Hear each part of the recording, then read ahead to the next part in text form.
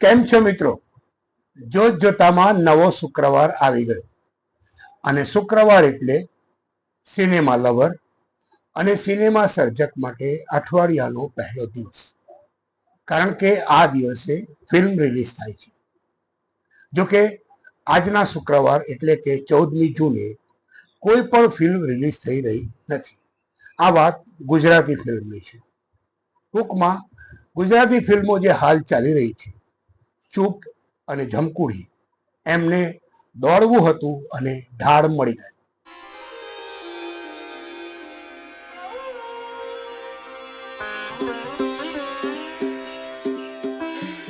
મિત્રો, ગુજરાતી ફિલ્મની વાત કરીએ તો ગત સપ્તાહે રિલીઝ થયેલી ચૂપ અને એના પહેલાના સપ્તાહે રિલીઝ થયેલી જમકુડી હાલ સિનેમાઘરોમાં ચાલી રહી છે. આ ઉપરાંત એ પહેલાના અઠવાડિયે રિલીઝ થયેલી અન્ય ફિલ્મો પણ કેટલાક થિયેટરોમાં ચાલી રહી છે. આ બંને ફિલ્મના બોક્સ ઓફિસ કલેક્શનની વાત કરીએ તો જમકુડીનું પહેલા 2 સપ્તાહનું બોક્સ ઓફિસ કલેક્શન 9 કરોડનો આંકડો પાર કરી ગયું છે.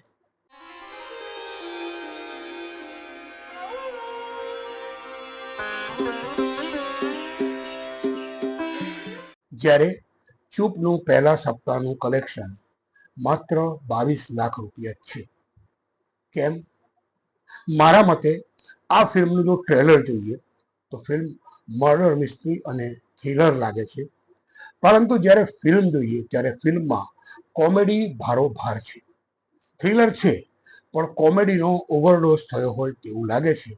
એટલે જે દર્શકો છે, જે ચોક્કસ જોનરની ફિલ્મ જોવા માંગે છે, તેઓ કન્ફ્યુઝ છે કે આ ફિલ્મ કોમેડી છે કે સસ્પેન્સ થ્રિલર.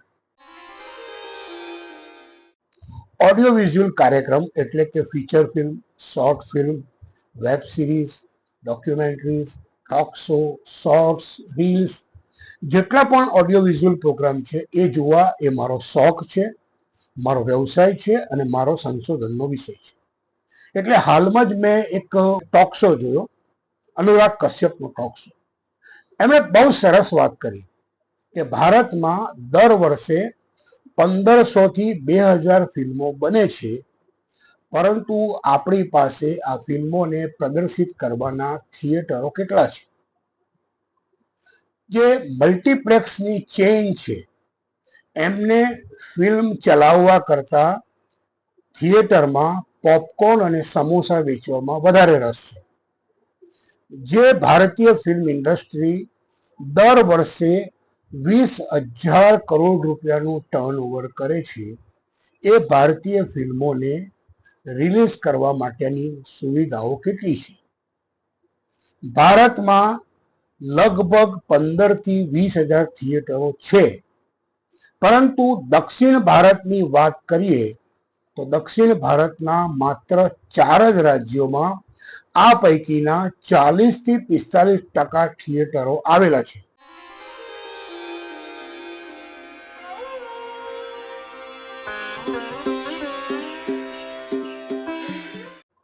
હવે સમજાયું કે દક્ષિણ ભારતની ફિલ્મો આટલું બધું બોક્સ ઓફિસ કલેક્શન અને આટલી બધી સફળતા કેવી રીતે મેળવે છે. મિત્રો, એક સંશોધન અનુસાર ગુજરાતની અંદર કોઈ પણ દર્શકે ફિલ્મ જોવી હોય તો એણે એવરેજ 18 થી 25 કિલોમીટરનું અંતર ટ્રાવેલ કરવું પડે છે, કારણ કે ગુજરાતના રૂરલ સિનેમા લગભગ નહિવત થઈ ગયા છે. હા, આશાનું કિરણ એ છે કે હાલ નાના મલ્ટીપ્લેક્સ, જેને મિનીપ્લેક્સ કહેવાય, એવા મિનીપ્લેક્સની શરૂઆત થઈ છે, પરંતુ મોટા ભાગના મિનીપ્લેક્સ શહેરોમાં જ છે અને રૂરલ દર્શક જે ગુજરાતી સિનેમા જોવા માટે આતુર છે, તેના માટે હજુ કોઈ પ્રોવિઝન નથી.